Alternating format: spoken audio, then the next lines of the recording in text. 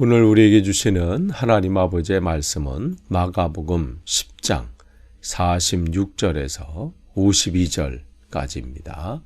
마가복음 10장 46절에서 52절까지 제가 봉독해 드리겠습니다.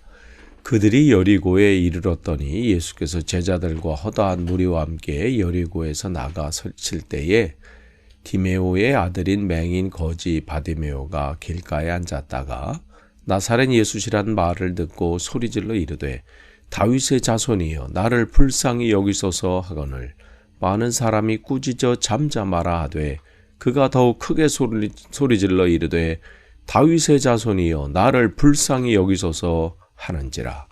예수께서 머물러 서서 그를 부르라 하시니 그들이 그 맹인을 부르며 이르되 안심하고 일어나라 그가 너를 부르신다 하매 맹인이 겉옷을 내버리고 뛰어 일어나 예수께 나오거늘 예수께서 말씀하여 이르시되 내게 무엇하여 주기를 원하느냐. 맹인이 이르되 선생님이여 보기를 원하나이다. 예수께서 이르시되 가라 내 믿음이 너를 구원하였느니라 하시니 그가 곧 보게 되어 예수를 길에서 따르니라. 아멘. 우리가 계속해서 이 사순절 새벽 기도에 지금 묵상집을 가지고 또 말씀을 나누고 있습니다. 오늘은 마가복음 10장 46절에서 52절, 제목은 예수를 길에서 따르니라. 우리가 함께 이 말씀을 오늘 나눌 때 저나 여러분이나 동일한 은혜의 시간 되기를 원합니다. 예루살렘을 향해서 지금 가시는 예수님께서 여리고에서 이르게 되었을 때에 그곳에 바디메오라고 하는 시각장애인 거지가 있었습니다. 본문에 보면 그가 길가에 앉아있다, 이게 앉아있다 하는 것은 구걸하고 있다는 것이죠. 그러니까 그의 형편과 상황을 지금 보여주고 있는 거예요. 앞을 보지 못하고 있죠. 시각장애인이에요.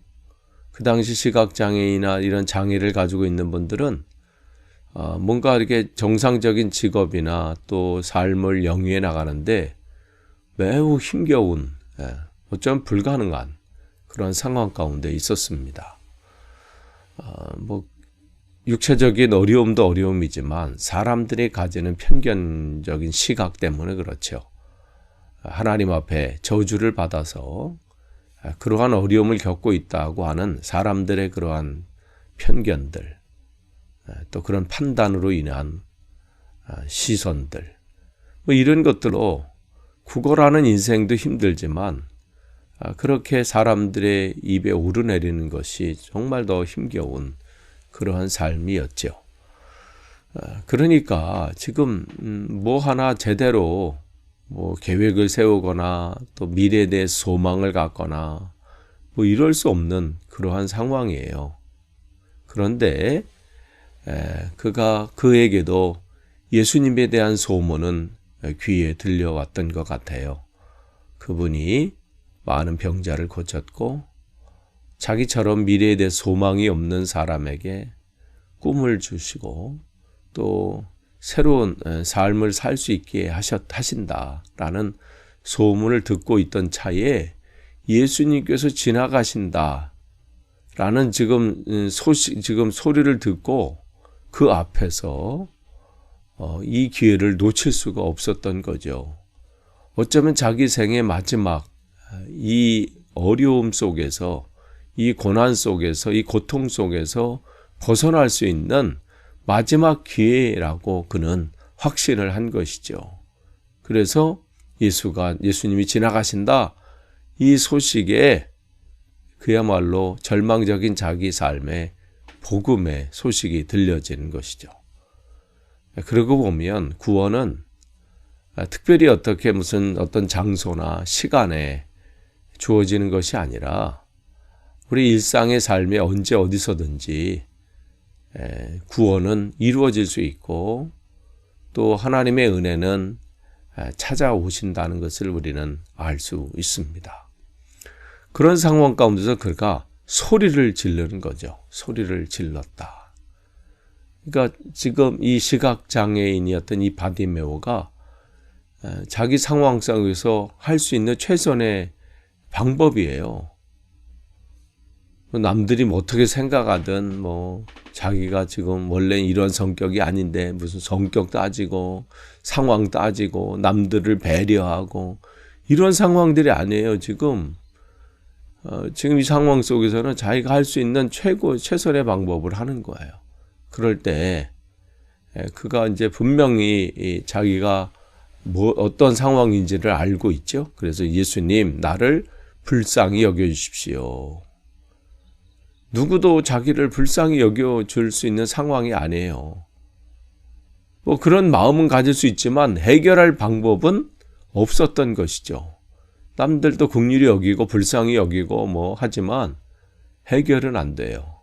그래서 마지막 해결 방법인 예수님을 찾게 되는 거죠. 그럴 때 사람들이 어떤가요? 많은 사람이 꾸짖어 잠잠하라. 48절에 보면 그러잖아요. 꾸짖어 잠잠하라. 그래서 꾸짖는 것은 단순히 그냥 좀 조용히 하세요 이 정도가 아니에요. 단호하고요. 또 여기서는 강력한 그런 힘을 넣고 있는 거죠. 마치 한 번만 더 시끄러우면 뭔가 이제 이 제재가 들어올 만큼 그냥 좀 강력한 지금 사람들의 분위기가 그렇습니다.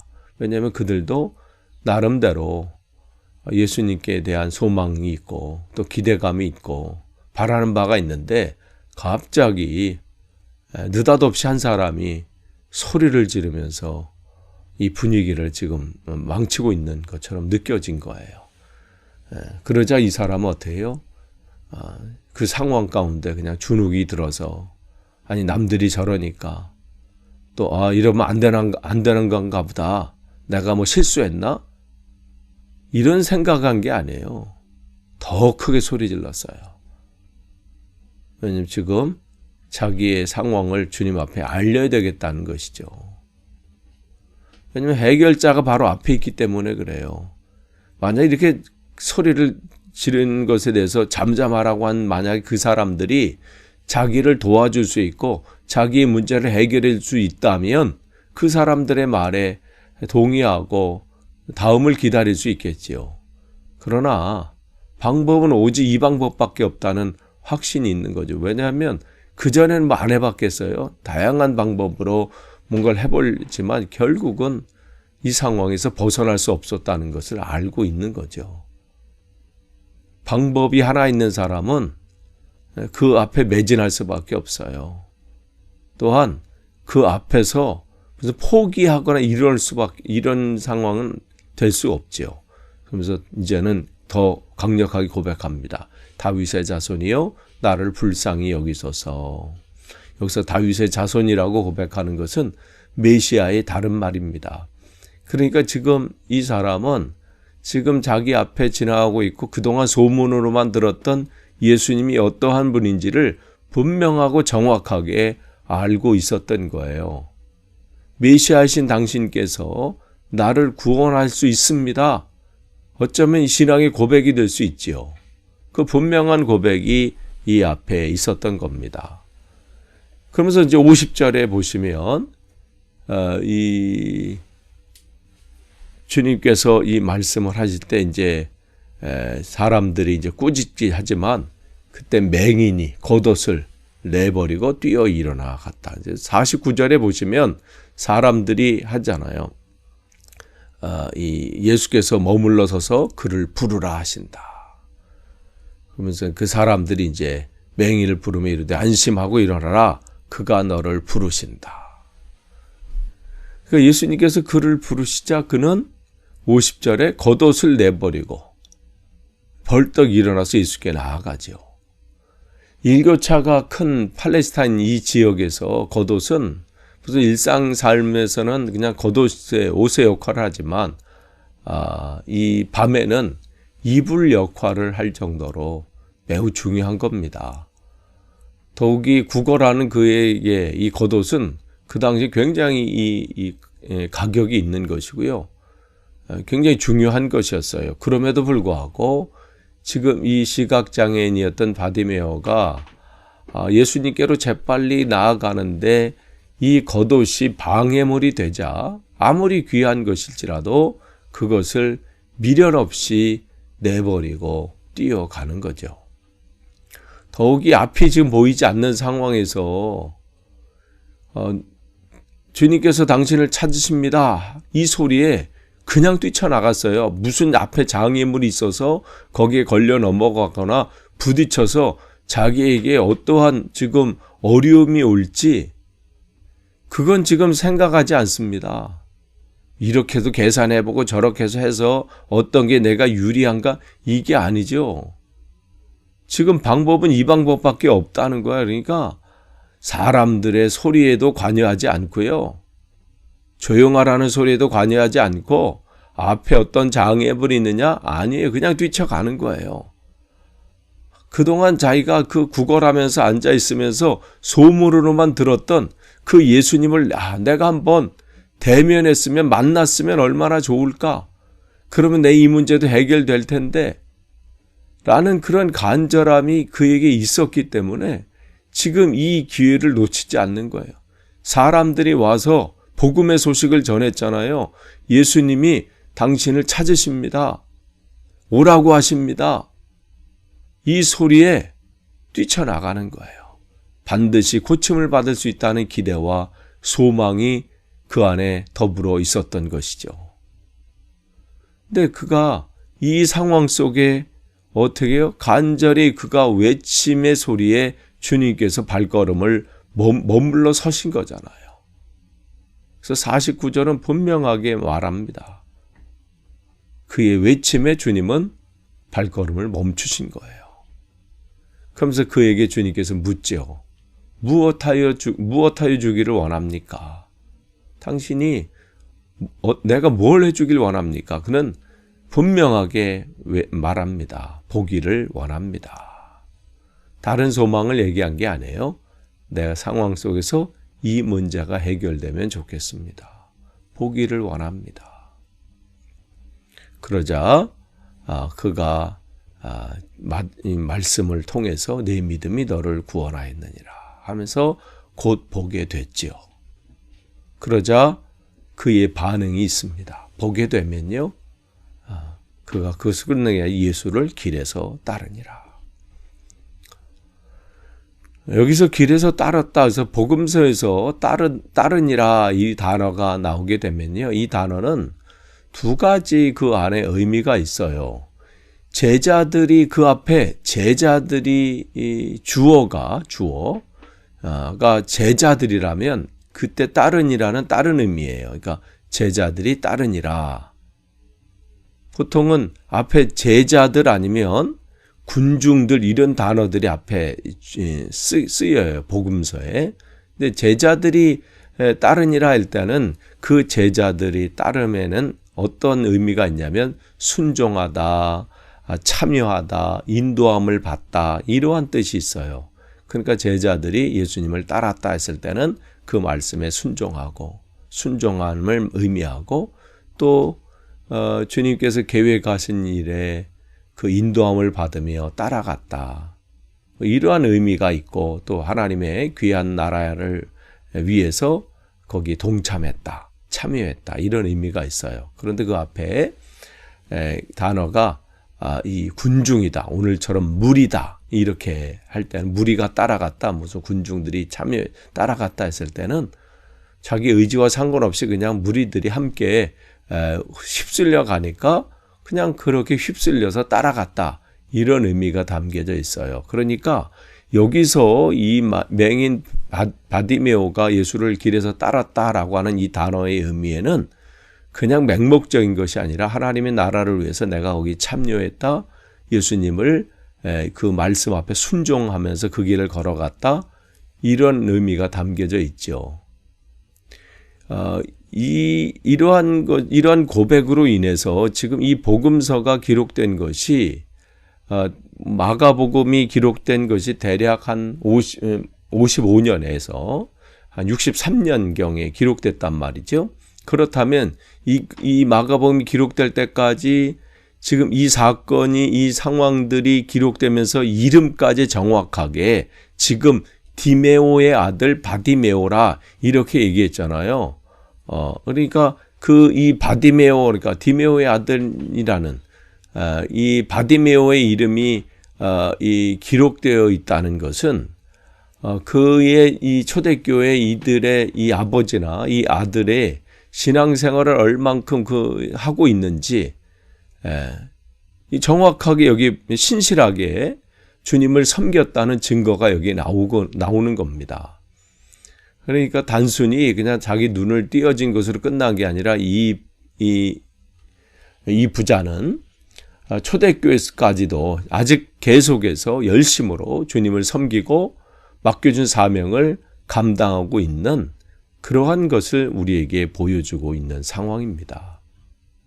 그러니까 여기서 눈을 여러분이 기억하실 것은 성경에서는 단순히 눈이 띄었다.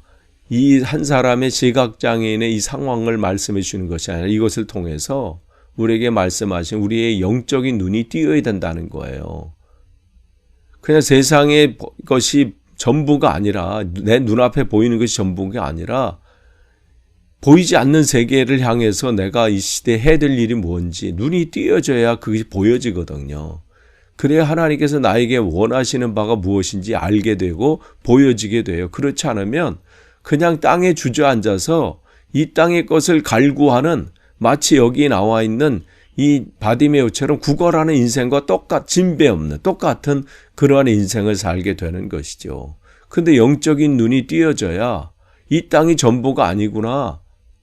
내가 이곳에는 잠시 왔다 가는 나그네구나. 뭔가 내가 이 시대에 하나님의 나라를 위해서 해야 될 일이 있구나. 이게 보여지게 되고 그게 보여져야 비로소 예수님을 진짜 따라갈 수 있는 거예요. 그렇지 않으면 구걸하는 인생으로 끝나요. 이 사순절 기간에 여러분이 더욱더 주님 앞에 사모하길 원합니다. 하나님, 내 영안의 눈, 이 세상만 바라보고 있는 이 눈이 띄어지길 원합니다. 하나님의 나라를 바라보고 제대로 하나님을 바라볼 수 있는 눈, 그게 눈이 열려지기를 원합니다. 그래서 주님을 제대로 따라가기를 원합니다. 그런 고백하시는 귀한 오늘 하루가 되시고 이 사순절 기간이 되기를 간절히 축원합니다. 기도하겠습니다. 하나님, 오늘도 주신 말씀을 또 함께 나눴습니다. 말씀을 전하는 이 종이나 듣는 성도들 다시 한번 이 말씀을 깨닫는 시간 되게 하시고 지식이 아니라 우리의 삶 속에서 하나님 말씀 붙잡고 다시 한번 주님 앞에 사모하는 시간, 우리의 눈에 영안의 눈이 열려지는 그러한 시간이 되게 하옵소서. 예수님의 이름으로 기도하옵나이다. 아멘. 우리 묵상집에 있는 기도문을 같이 읽도록 하겠습니다. 우리가 오랫동안 하나님께 예배드리고 예수님을 섬긴다고 하지만 아직 예수 그리스도에 대한 바른 눈뜸이 없었다면 우리의 눈을 열어 주시옵소서. 주님에 대해 눈뜸이 없이도 믿음 생활을 바르고 제대로 할 수 있다는 착각에서 벗어나게 하시고 믿음이 교양이 아니라 생명이 되게 하여 주시옵소서. 또한 주님께서 우리에게 내게 무엇하여 주기를 원하느냐라고 질문하신다면 평생 주님을 바르게 따르며 주님을 온전히 섬기는 것이 우리의 소원입니다 라고 답함으로 이 시대를 사는 주님의 통로가 되게 하시고 주님의 신실한 팔로워가 되게 하여 주시옵소서. 예수님의 이름으로 기도드립니다. 아멘.